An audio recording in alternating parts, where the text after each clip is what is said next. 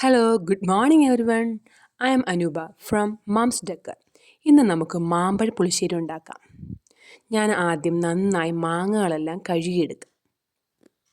കഴുകിയെടുത്ത മാങ്ങകളുടെ തൊലിയെല്ലാം നമുക്ക് റിമൂവ് ചെയ്ത് മാറ്റാം.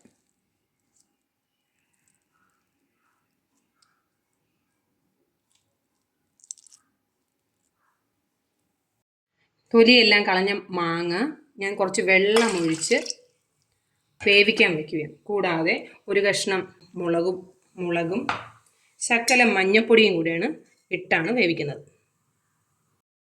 മാങ്ങയെല്ലാം വെന്ത് കഴിഞ്ഞു. ഇനി കുറച്ച് എണ്ണ ഒഴിക്കാം. ശകലം കുറച്ച് മതിയാവും. അതിനുശേഷം കുറച്ച് കടുകിടാം.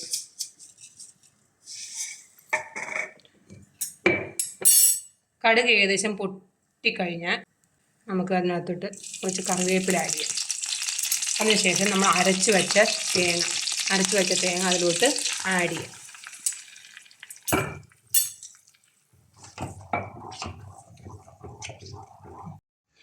ഇതിലേക്ക് നമുക്ക് വേവിച്ച് വെച്ച മാമ്പഴങ്ങളെല്ലാം ആഡ് ചെയ്യാം.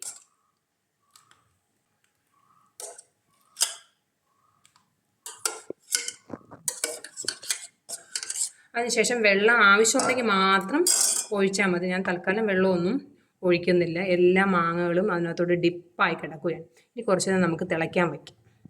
ഇതിലേക്ക് നമുക്ക് കുറച്ച് ഉലുവാപ്പൊടി ചേർക്കാം. ശകലം മതിയാവും. അതിനുശേഷം ആവശ്യത്തിന് ഉപ്പ്. ഞാൻ കല്ലുപ്പാണ് ഉപയോഗിക്കുന്നത്. കല്ലുപ്പ് ഞാൻ വെള്ളം ഒഴിച്ച് കലക്കി വെച്ചിട്ടുണ്ട്, അതാണ് ഉപയോഗിക്കുന്നത്. അത്യാവശ്യം നല്ല തിള വന്നിട്ടുണ്ട്. ഇതിനി ഞാനിത് ഓഫ് ചെയ്യാൻ പോകണം. ഓഫ് ചെയ്ത ശേഷം നമുക്ക് നല്ല കട്ട തൈര് ഇതിനകത്തോട്ട് ആഡ് ചെയ്യാം.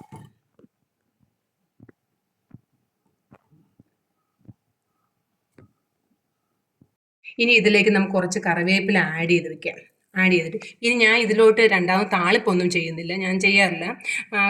കാരണം ആദ്യം നമ്മൾ നല്ല രീതിയിൽ എണ്ണ ഒഴിച്ചിട്ടുണ്ടായിരുന്നു. ഈ രണ്ടാമതും കൂടെ എണ്ണ അവോയ്ഡ് ചെയ്യാൻ വേണ്ടി, നമ്മൾ ഡയറ്റിൻ്റെ ഭാഗമായിട്ട് എണ്ണ അവോയ്ഡ് ചെയ്യാൻ വേണ്ടി ആദ്യത്തെ ഒരു എണ്ണയെ ഒഴിച്ചുള്ളൂ. ഇനി എണ്ണ ചേർക്കുന്നില്ല. ഞാൻ ഇങ്ങനെയാണ് മാമ്പഴ പുളിശ്ശേരി ഉണ്ടാകുന്നത്. ഇത് കറക്റ്റ് ആണോയെന്ന് എനിക്കറിയത്തില്ല. ഇതിൽ എന്തെങ്കിലും വ്യത്യാസങ്ങളുണ്ടെങ്കിൽ നിങ്ങൾ എന്നെ കമൻറ്റിലൂടെ അറിയിക്കണേ. എന്നാൽ ഞാനൊന്ന് കഴിക്കട്ടെ. ചൂട് ചോറും നമ്മൾ ഇന്നുണ്ടാക്കിയ മാമ്പഴ പുളിശ്ശേരി.